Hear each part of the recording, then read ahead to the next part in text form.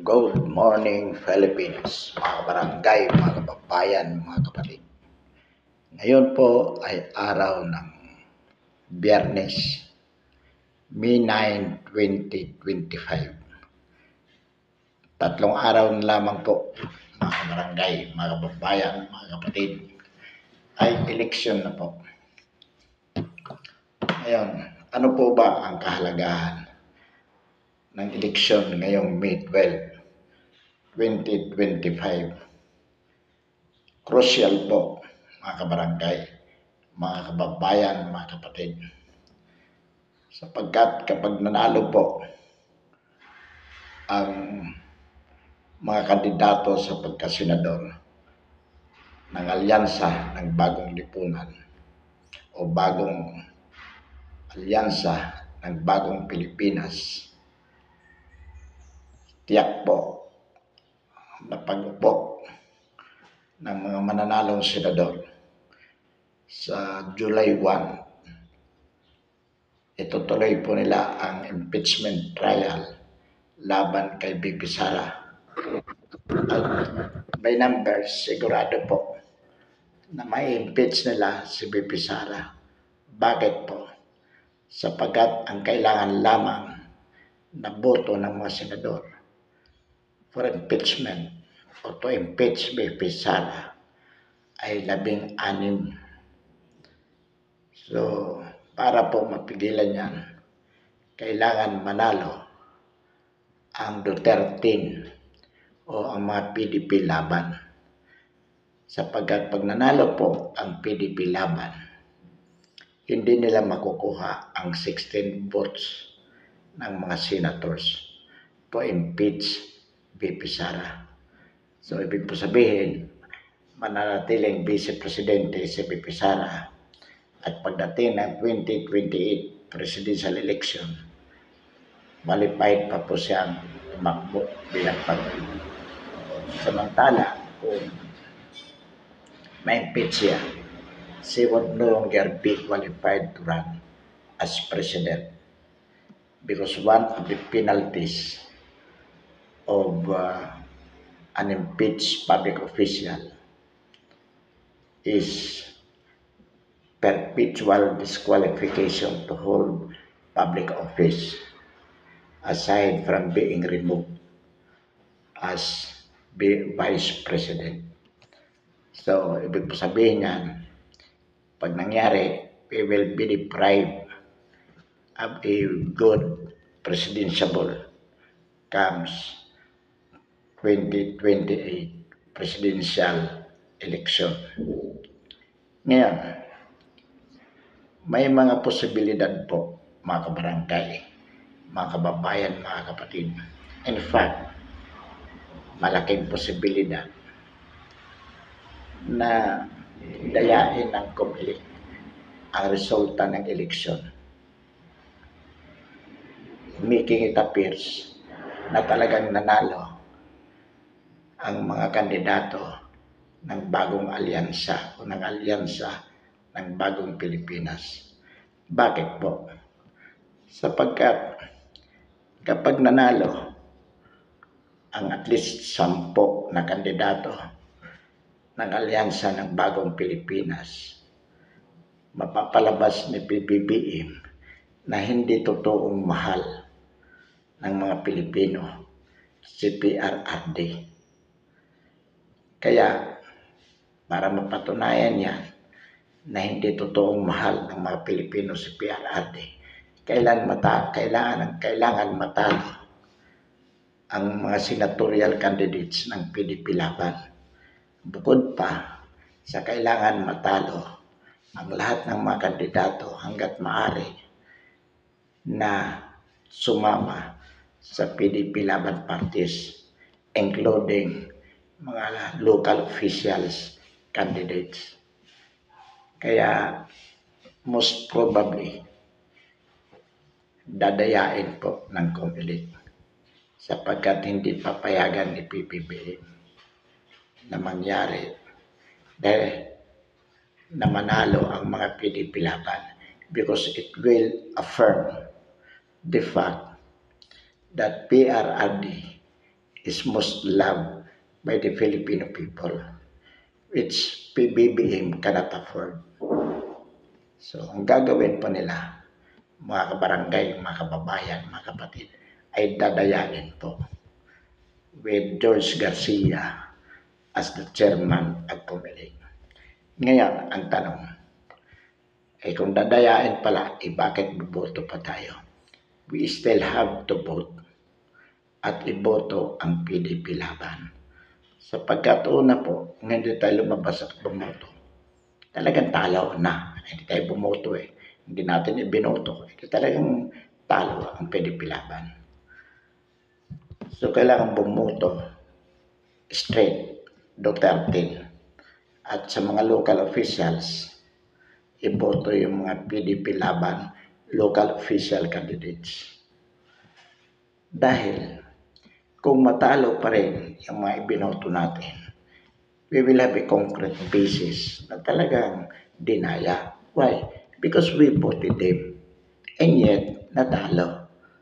So, what could have been the reason? Bakit natalo kaya ibinoto natin? Di dinaya. We can claim it to ourselves na talagang may pandarayang nangyari.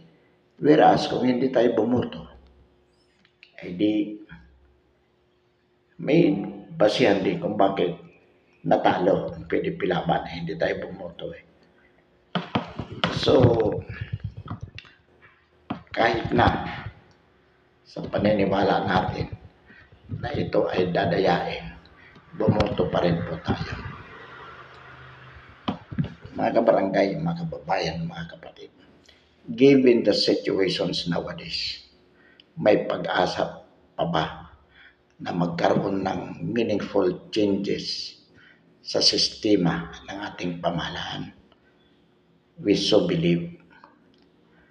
Ang sinasabi po natin dito, with the help of social media, kailangan lang gumalaw ang sambayan ng Pilipino, makiisa at magipagtulungan, ipaglaban kung ano ang sa paniniwala natin ay tama.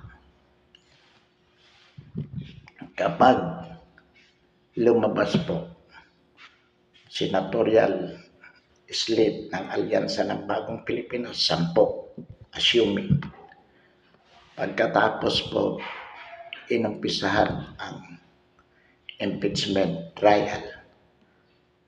Na sigurado naman pag inumpisahan nila yan, ay conviction ang pupuntahan. Bakit po? Kahit gaano kagagaling ang mga abogado ng defense, at kahit na iyan ay sabihin na natin, walang kasalanan si VP Sara. Pag inumpisan po ang trial with the majority of senators belonging to the Alyansa ng Bagong Pilipinas, may impeach po si VP Sara. Bakit po? Ulit-ulit nating sinasabi, the impeachment trial is not based on the merits, although of course it should be. Nevertheless, the reality is impeachment as a political trial is a number game. Kahit walang kasalanan kung napagkaisahan ng total majority, convicted din yan. And iyan po ang definitely na mangyayari kung mananalo, kung lalabas na panalo ang at least 10 na mga senador ng Alyansa ng Bagong Pilipinas. So kung mangyayari po yan, makita na natin ang pattern. Lumabas ang at least 10 senatorial candidates ng Alyansa ng Bagong Pilipinas. Sinimulan na po ang impeachment trial. Nagkaroon ng conviction, or even before the conviction, dapat even before the conviction, bago matapos ang impeachment trial, dapat gumalaw ang mga Pilipino. na patalsikin ang bangag na Pangulo at ang bangag na administrasyon. Hindi po natin dapat hintayin na matapos ang impeachment, sapagkat kung hintayin mo matapos at magkaroon na ng conviction, legally speaking, she is no longer a vice president and she is already qualified or disqualified to hold public office.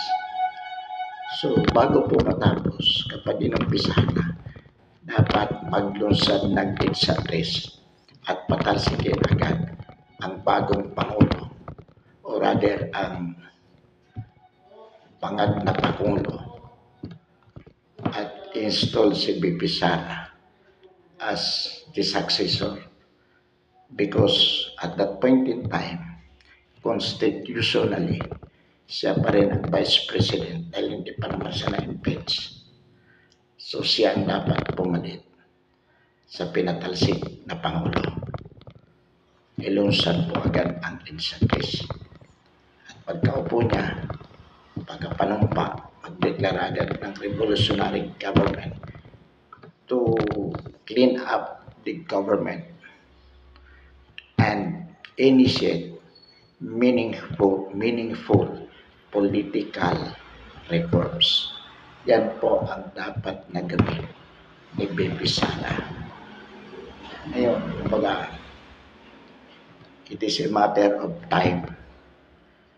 Dapat maunahan bago magkaroon ng conviction sa impeachment trial na ilunsad na agad ang people power, yung exatres. Kaya ito po ang panawagan natin sa sambayan ng Pilipino at lalo na rin po sa hanay ng men in uniform. Kasi hindi naman po magtatagumpay ang exatres without the support of men in uniform. In the same way, na kung wala din namang civilian uprising or civilian movement in terms of exatres, mahirapan din sa bahagi ng mga men in uniform na patalsikin basta, because it will be purely kudeta. Mahirap po gawin, risky. Whereas kung mayroong people's movement katulad ng exatres at sumuporta lang ang mga kasundaluhan, ang men in uniform, it will just be following the footsteps of each one and each other, which is definitely peaceful. This will be peaceful transition of power from the incumbent president to his successor. So, mas maganda po. Kaya mga kabarangay, mga kababayan, mga kapatid, ito po ang ating panawagan through the social media. Let us be vigilant. Gamitin po natin ang social media technology, lalo na po sa ganitong crucial moments in Philippine history. Kailangan po maging maagap, kailangan maging vigilant, because pag hindi po tayo gumalaw at na-execute na yung uplan huros, yung plano ng bangag na Pangulo na ma-eliminate ang lahat ng kalaban nila upang sila ay perpetually manatili sa kapangyarihan. Delikado po. We will be going back to the dark history of our nation during the martial regime of Ferdinand Marcos Sr. Dapat hindi po natin payagan na mangyari ito. We are calling upon the men in uniform not to allow it to happen. Katulad po ng nangyari ng Marcelo. Nung nangyari po ng Marcelo, nung panahon ni Ferdinand Marcos, in the middle of the day, lahat ng kalaban ng Marcelo, pinipick up po ng mga military. At dahil din naman doon, lumakas ang NPA. Sapagkat ang tingin ng mga tao noon, ang solusyon na lang sa problema is by way of was joining to NPA to protect yourselves against the military abuses. So ngayon, wag po nating hayaan yun. Dapat bago mangyari pa yun, kung kailangan mapatalsik sa Malacanang ang bagong o ang bangag na Pangulo, gawin na po natin. Ito namang eleksyon. Totoo po na ang eleksyon ay paraan upang magkaroon ng reforma. Pero mahirap pong gawin yan sapagkat given the culture, the political culture that we have nowadays, nabibili ang mga botante. Dulot na rin ng kahirapan. Una po dyan. Pangalawa, yung pandaraya factor ng kumilig. Pero sinasabi po natin, kung nais natin ang pagbabago, let us start with ourselves, the voters. Huwag tayong magbenta ng boto. Huwag natin sabihin ngayon lang naman ito. Tsaka, hindi naman nila alam. Tanggapin ko yung pera, hindi naman nila alam